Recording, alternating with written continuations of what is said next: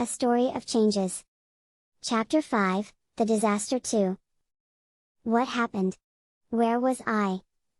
How did I get here? A million questions swirled inside me. My head felt too heavy for me to hold and my tongue felt thick. Suddenly, I felt a flash of pain. Everything came back. The telephone call. The chief man of execution. Everything cleared and was back to normal. I got up and went to the kitchen. Mother? I tried. Mother? Yes, dear? Can you just wait a minute, the food is almost ready. Can you help me with the laundry while waiting? A familiar voice called from behind the laundry machine. Phew! I thought, slipping into the laundry room. That was just a dream, I guess. Funny dreaming about waking up. Just then, arriving disrupted our ordinary household chores. Ugh, dear, go get the telephone please. Mother told me. I did, and moments later I came back, my face full of joy. Mother. The chief man of execution says that he needs to talk to father. He's getting a promotion, I cried. There was silence. Then, a loud thud came from the laundry room. What's going on? I thought to myself and hurried over to the kitchen. Did she hurt herself or something? Are you okay, Bailey? I called and peeked into the laundry room. Oh! My God! Okay, cut. I know I'm in the middle of telling you my tragic story, but this is just a scene that I prefer not to tell. Don't scream at me. I'll tell you if you stop. Resume. I reeled in shock. The floor was covered in both dirty and clean clothes. Mother had dropped the laundry basket and was standing there with a dazed look on her face, mouth agape. Her face was ghostly pale. Alice? Black? She spluttered, some color coming back into her cheeks as she recovered. What did you just say? Oh, the chief man of execution said that father was getting a promotion. That's good, right? Right, Mother. That's great, dear. Simply great. Mother forced a smile. Actually, I just remembered about my deal with the, housing agency. We're going to move to a smaller house, but we'll get more money out of the deal. What? Did she just pull out of nowhere that we were going to move? Mother, we're going to move? I hoped that she would laugh and tell me she was kidding. I mean, if we were really going to move, she could at least inform me beforehand. Yes, dear. Now, go pack your luggage. We're leaving in a few hours. Mother turned her back on me and stomped up the stairs. Boy, was Mother pissed by my words. There? That's why I moved. And no, don't ask me why my mother acted like that. Oh well. I have more important things to worry about now.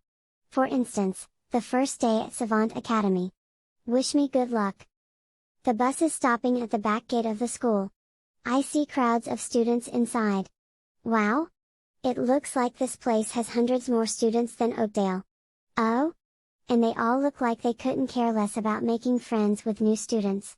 Not to mention their snobby rich person expressions. I'm getting off now. Cross your fingers for me. Please. With sugar and a cherry on top. Chapter 6, School. PSSD. I hear whispers of new and never seen this girl before everywhere as I climb down the bus. Ugh! Why must some people be so annoying? I know I'm new here and all, but they can at least have the courtesy to act as if I'm one of them. They're literally looking at me like I am a poisonous snake. Mother told me that I will be sitting for my placement test today. I hope I get into a good class. Mother will be so mad if I don't. But for now, my greatest problem is, getting to the exam room. You might be thinking, why is this girl talking of finding her exam room when she should be worrying more about the exam? Especially when her mother has high expectations of her. Well, excuse me. You'll be worrying about familiarizing with your school campus if you are in my situation too. Okay. I take a deep breath and pluck up my courage. If I am to find that room and do it on time, the smart thing to do is ask someone. Right? Right? I must do this. Phew.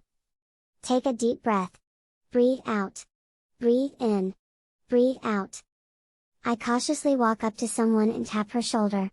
My heart beats quicken, and I think to myself, act casual. The girl turns around and I brace myself for her unfriendly look.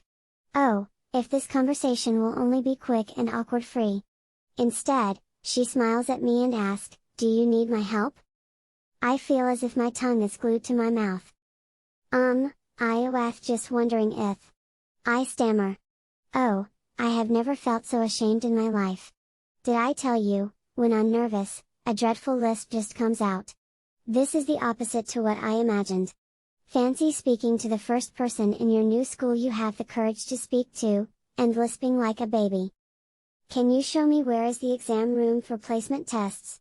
I blurt, eager to get this over with. "Oh, you must be a new student. Hi? I'm Rachel Jones," Rachel says cheerfully. She pulls out a roll of paper and hands it to me. I unroll it and gasp. Yes, a lot to take in, isn't it? Our school is really big, and it's not a surprise if you get lost around here. But I figure you'll be fine with that map. Bye bye. Rachel Jones skips away and I stare after her. Okay. That was a good meeting, I guess. I look down at the map in my hand. Savant Academy has a total of 23 levels. My jaw drops and I quickly roll it up again. Maybe I should just familiarize myself first. I set off towards the staircase. Perhaps I should get a head start if I needed to explore so many levels. Chapter 7, The Exam. Late? The word echoes in my mind, the vibrations from its speaker's voice rippling through the room. The faces around me are rigid with fear. So sorry. I stammer, completely cowed by the large figure in front of me. I had spent 30 minutes walking around the school, you know what happened. But even though I am late, this teacher evidently has to grill me about it until I die. Aren't teachers supposed to give good advice, be helpful and friendly? Can't that guy just help me enjoy my first day at school? Nevertheless, I still have to be nice to this person. I need to make a good impression, remember? It is unacceptable to be late. How dare you? Why are you late? I will tell your parents about how they are bringing you up. Why are you still standing there? You've already wasted enough time. Go to your seat. I'm so sorry, but I'm new here, and I couldn't find the right room. I lie, as coolly and indifferently than if he had not said anything. I am determined not to be daunted by this aggravating pig. I stalk off to an empty seat while the invigilator seems to be trying to kill me with his eyes. Oh well. I try not to smirk and manage to keep a serious face while looking at him. Huh? That's what you get for being so mean to people. I think, somehow managing not to say it in his face. People of Savant Academy, watch out. I'm just like the rest of you, and don't you dare treat me like a misfit. Okay. Anyway, the examination is starting. No time for thinking about nasty teachers now. I take a deep breath and start my work with immense concentration. I so will not fail this test. Dear Diary. I just had my placement test. Do you know how annoying that invigilator is? He scolded me for being late. Excuse me? This is the first time I've ever set foot in here. Naturally, I need some time to find that room. Anyway, as I have already told you, or did I? I forgot, I need to get good marks for this. But now, the thing I need to concentrate on is getting through my class. I don't have a real class yet, so they put me temporarily into a classroom for new students. Apparently, all we do is learn more about the school and the rules and everything, blah blah blah. The thing is, today is not going to be all that boring. From the timetable I received, it seems that I have 2 periods dedicated to exploring the school. By ourselves. They actually let us do that? Okay. Enough with my classes. Let's talk food. I just found out the cafeteria here is super posh. They even have gourmet food. And don't forget, you can even reserve seats. How cool is that? Oops. I think somebody's trying to do something, be right back. Who are you? And, I just wanna say, why are you sitting in my seat? You know I reserved this, right? Can you see this sign? A voice says with annoyance and I look up. A boy is pointing at the reserve sign on the table with a frown on his face. At least 3 others are behind him, frowning at me too. I try, sounding like a total idiot. Th3, I didn't thee. Oh, why does that dreadful lisp have to come now? I immediately get up and start to walk away. What do you mean, I didn't thee? What are you, a baby? Also, don't you think you should get another pair of eyes to see for your old one? He says with a smirk on his face. The others burst into mocking laughter. Oh, yeah. Well, if you have nothing better to do than humiliate people, then go get a life. I walk away, wondering why I ever did that. What was wrong with me? I want to apologize, but after a few words I feel like everything I said was worth it. Really? Did I ask for your opinion? I hear and laughter rings in my ears. Grr. I clench my fists and walk away.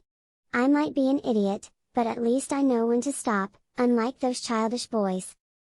I plonk myself down on another table, before checking if it had any reserve sign, and eat the yogurt bar I have brought, my face red with anger. Those stupid jerks. I shake my head and try to let it go.